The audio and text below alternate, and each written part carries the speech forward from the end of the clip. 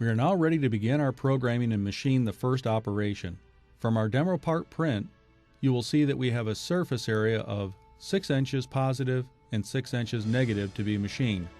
Our tool for this operation is a 1 inch diameter or 0.5 inch radius end mill.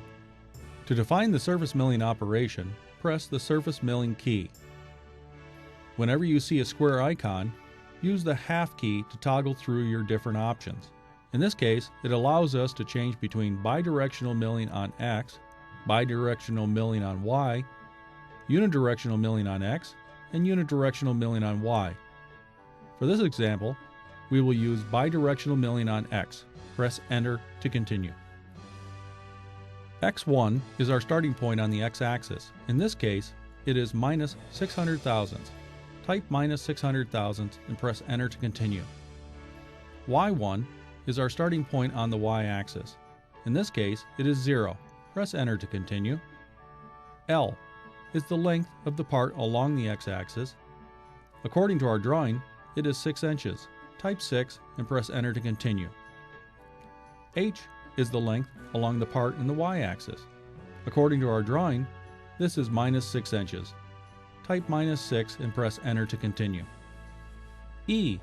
This is the amount of tool overshoot beyond the program part perimeter edges. In this example, it is 600 thousandths of an inch. Type 0.6 and press Enter to continue. A is the rotation angle of the program part about the defined part 0.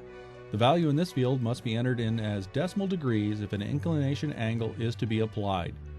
In our example, we'll be using a value of 0. Type 0, press Enter to continue. ZS.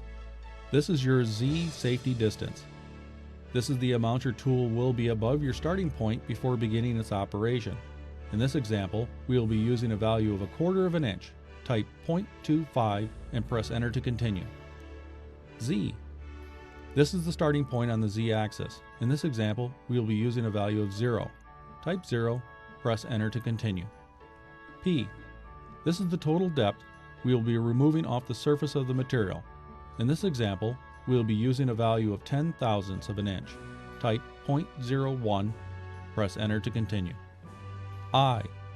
This is the amount we will be removing off the surface of the material per pass. In this example, we will be using a value of 10 thousandths of an inch.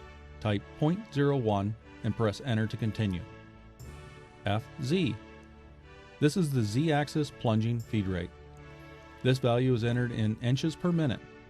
In this example, we will be using a value of 25. Type 25 and press Enter to continue. Coolant. Use the half key to select if you want coolant off or coolant on during the machining process. Press Enter to continue. F. This is your rough machine feed rate. In this example, we are using a value of 12 inches per minute. Type 12, press Enter to continue. S. This is your spindle speed. In this example, we are using a value of 2500 RPM.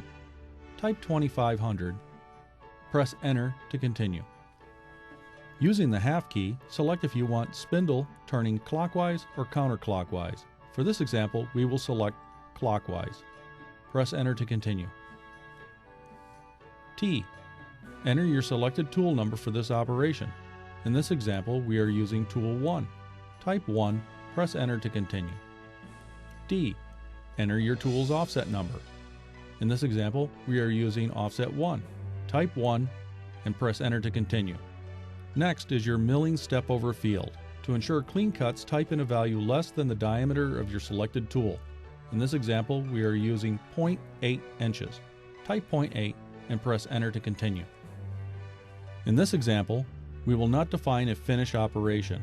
It will be necessary to set the finish tool number and offset to 0 to skip this operation. Finally, cursor over to the last icon to select the corner you would like to begin milling on. To toggle between options, press the half key. In this example, we will be beginning in the upper left corner. Press Enter to continue. Before the execution of any part, we strongly recommend that you run the cycle in simulation mode. This will allow us to prove that we have programmed the cycle correctly. The following steps will guide you on how to set up graphics. Select the graphics icon key. Select Type of Graphics using the F1 key. Select Solid Graphics using the F7 key. Select Display Area using the F2 key. We want to define the actual dimensions of our part so we have an accurate representation on screen. In this example, our min on X is 0. Press the down arrow key after each value is given. Our max on X is 6. Y min is -6. Y max is 0. Z min is -2. Z max is 100 thousandths. Type 0.1 and press Enter key to confirm the dimensions and save. You will now see solid graphics on your screen that represent your workpiece. For safety reasons, turn down the feed rate to 0. Press cycle start and now turn up the feed rate to 10%. The CNC is now simulating the part being executed. If there are any errors in our operation, they will appear here. To speed up the graphic simulation, turn up the feed rate override. The operation is complete with no errors. Press Escape to go back one menu. We have confirmed our cycle is defined correctly. We can now execute the cycle or save it to a program. In our example, we will create a new part program to save our newly programmed surface milling operation.